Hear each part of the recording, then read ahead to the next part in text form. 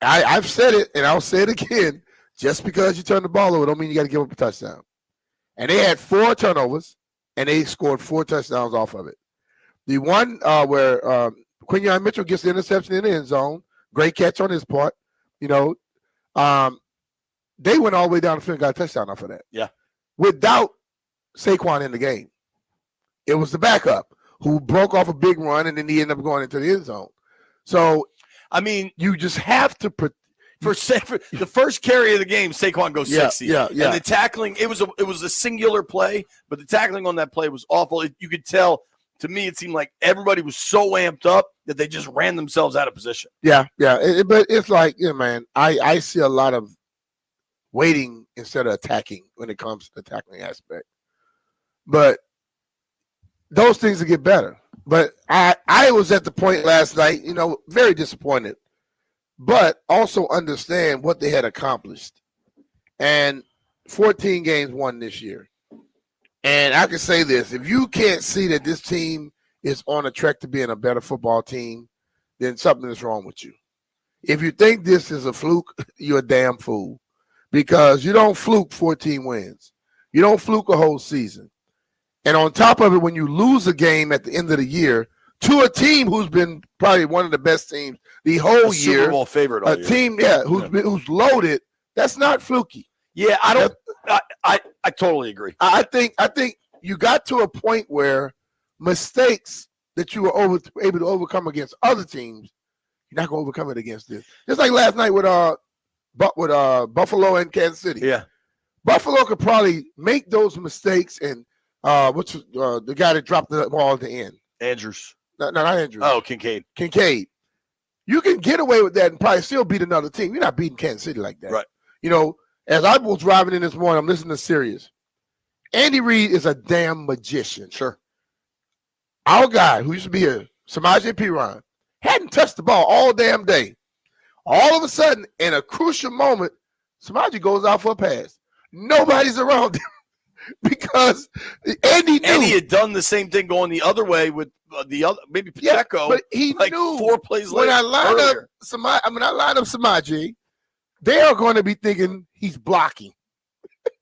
And they ran straight upfield. Pat hits him, and he doesn't go out of bounds. That little thing right there, the fact that he stayed in bounds is the biggest aspect of that whole play. We watch guys winning inside of 2 minutes running out of bounds. For what? If they now have a timeout or no timeouts, you control the game at that point. Don't run out of bounds helping them out. I think yesterday, I don't – people are going to say how awful this Super Bowl matchup is. I don't understand Commanders fans that have any problem. Like, I don't get how there's any difficulty in who you choose to root for in this thing. Like, you got to really hate Taylor Swift or something if you're considering rooting for Philly. This is KC all the way for me. Uh-huh. I mean, I don't get mad at their greatness. If they have a three-peat, I think that'd be incredible. But yesterday, it's just a tough pill to swallow because early on in this thing, it seemed like Washington opens the game with a 7-minute, 18-play drive. They had 2 fourth-down conversions on that thing. Jaden converted a 4th down with his shoe off. His shoe fell off, and he still got the 1st down. I am not like the season is over. Yeah. The act of second-guessing 4th downs, I loved their philosophical attitude throughout the year. They were consistent with it. Were you a little surprised on that opening drive when they had already gone for 2 4th downs that they then kicked?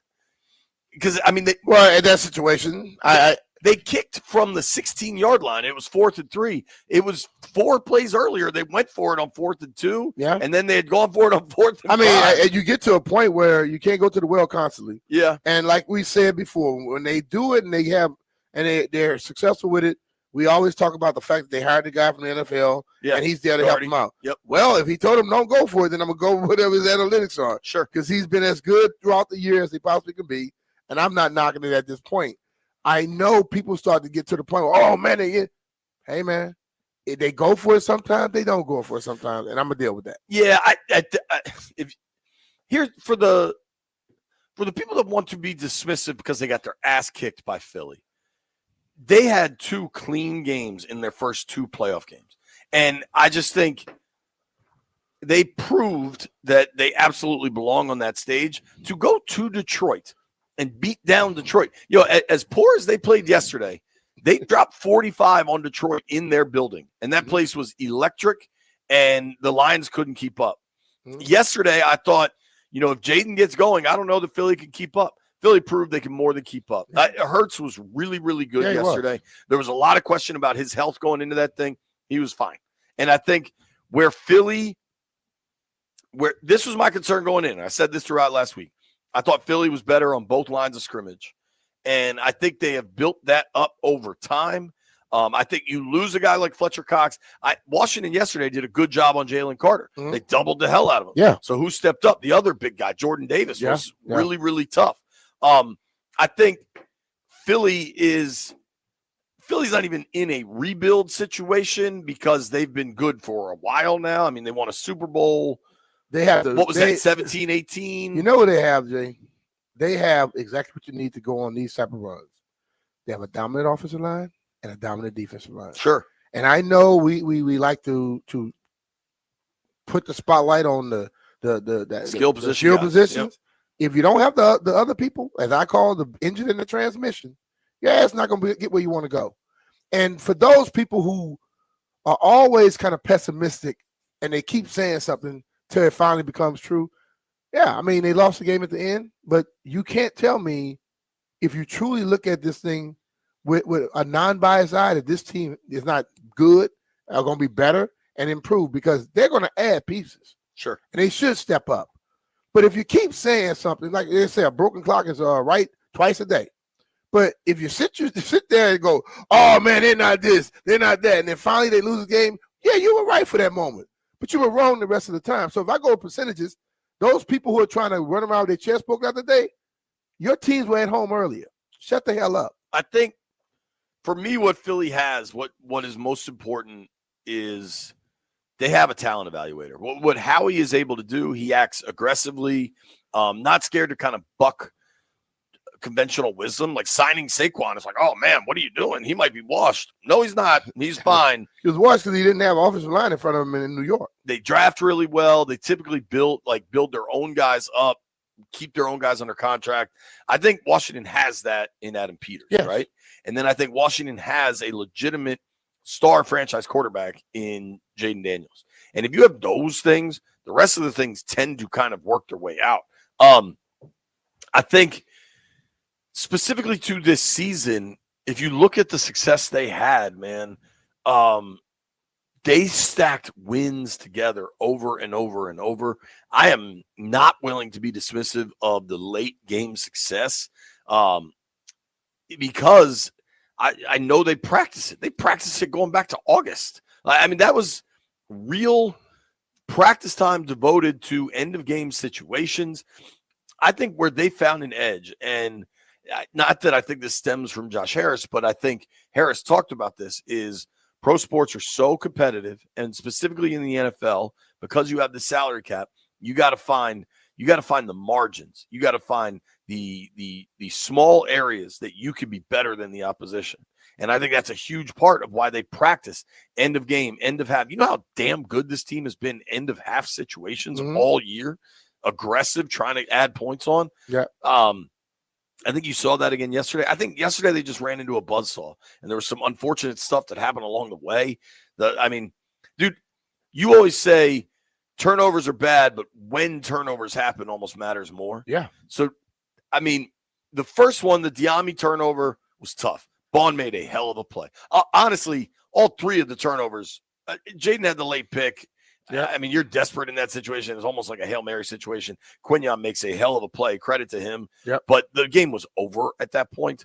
Very much. The first fumble, Diami's trying to get extra yards. Eagles make a hell of a play. And what do? They turn that thing around. They score. There was some, I don't know, hope, thought. It felt a little similar in that Washington gets up 3-0. Saquon just goes, right? Yeah. 60, one play for 60, which to everybody that called in last week and told us, hey, they were really good against Saquon except for the explosives. Stop with that. The explosives are part of part of what he does. The explosives are what makes the games get broken open. Right, dude. Like, I think so. Then you're at 7-3, and Washington fumbles. And Philly, if you remember, the next drive wasn't it wasn't like the first one. Mm-hmm.